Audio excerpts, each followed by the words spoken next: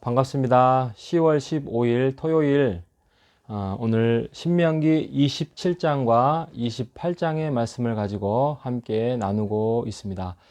여러분 신명기 말씀이 굉장히 반복된 이야기 같고 또 지루할 수도 있겠다는 생각이 들지만 지속적인 하나님의 말씀을 따르고 순종하는 것이 진정한 복이라는 사실을 반복적으로 이야기하고 있는 책입니다. 내일 또 말씀 설교 주일 설교 말씀을 통하여서 제가 신명기 부분을 압축 요약해서 세련되게 전하려고 합니다. 내일 또 주일을 사모하며 예배를 사모하며 내일을 주일 예배를 맞이하는 우리 모두가 되시기를 바랍니다. 예, 신명기 27장, 28장 시작하기로 하겠습니다. 예, 신명기 27장은 하나님께서 예배 드리는 자를 찾으신다라는 제목으로 생각을 해 볼 수 있습니다. 처음에 27장에 보면 너희들이 가나안 땅에 들어가거든 너희가 그 돌 위에 새겨가지고 하나님의 율법과 말씀을 새겨가지고 에발산에 세워라. 그리고 그것을 가지고 제사도 드리고 또 다짐도 해라 라고 이야기를 시작합니다. 그러니까 예배 중심의 삶, 하나님 중심의 삶, 결국에는 우선순위를 어디에다 너희들이 둘 거냐. 그러니까 너희들은 보지 않고 또 경험하지 않으면 잊어버리니까 너희들이 눈에 보이는 새겨지는 그 돌 위에다가 새겨서 잊어버리지 않게 해라 라고 이야기를 하고 있습니다. 그래서 우리의 삶도 그러지 않습니까? 예배 중심의 삶을 우리가 놓쳐버리면 우리가 다른 것으로 마음이 뺏길 수가 있습니다. 여러분 한번 경험을 해보셨을 것입니다. 예배나 하나님이나 또 말씀이나 이런 중심에서 떠난 상태에서의 한 며칠, 일주일, 몇 달 삶을 살아가 보면 그게 더 행복하게 살아갔느냐? 그러지 않았다는 거 우리가 경험해 보았습니다. 제가 8월 달에 코로나를 걸려서 굉장히 힘든 일주일을 보내고 또 약간의 한 달 좀 못 되게 한 20여일을 그러니까 8월 달 정도까지는 굉장히 힘든 생활을 보냈는데 말씀 보는 여력도 안 되고 그냥 하루 종일 침대에 누워 있고 핸드폰 보고 그렇게 살아봤는데 이게 행복하지가 않더라고요.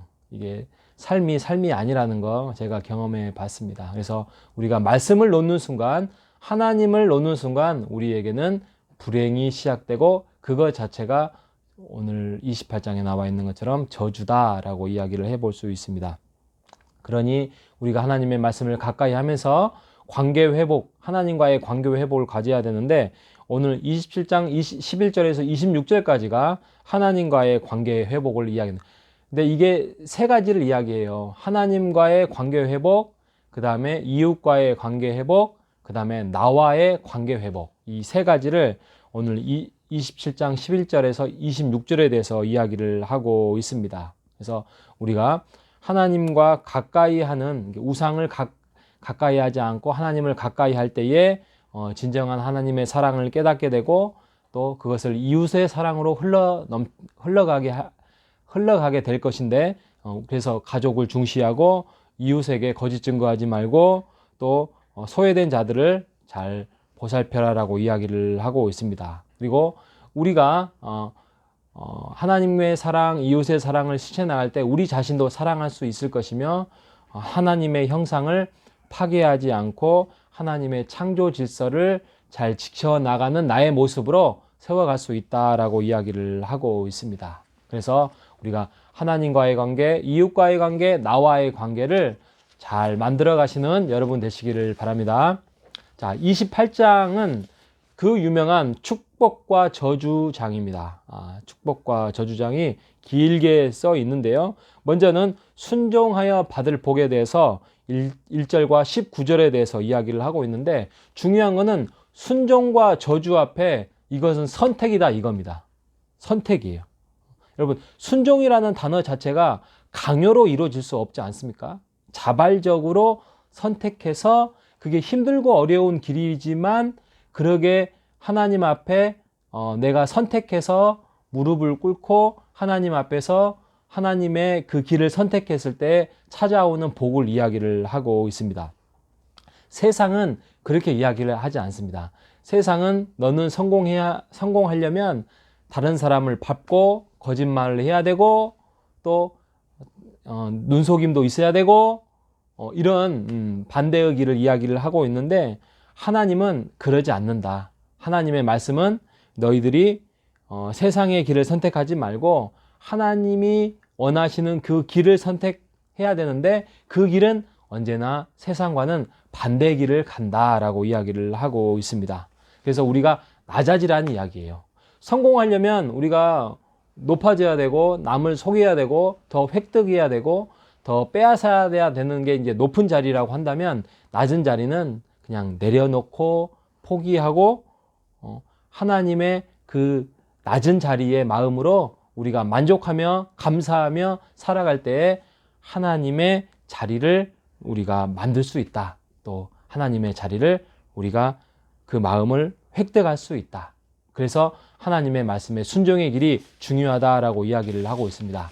반대로 28장 20절에서 46절까지가 이제 불순종으로 인한 저주에 대해서 이야기를 하고 있습니다. 그래서 우리가 이 저주장을 굉장히 무서워하는데 무서워할 필요가 없습니다. 이 저주장은 한마디로 예방과 교정이에요. 우리의 마음속에 우러나오는 하나님을 가까이 하지 않으려고 하고 우리가 세상 것을 더 좋아하게 되는 그러게 됐을 때의 어떤 부작용에 대해서 우리가 예방하고 교정해야 된다라고 이야기를 하고 있습니다. 그래서 47절과 68절에 대해서는 이스라엘 백성들 하나님의 마음을 아프게 얼마나 했는지에 대해서 이야기를 하고 있습니다. 애굽에서 노예 생활을 하면서 힘든 광야 생활을 해오고 있었습니다.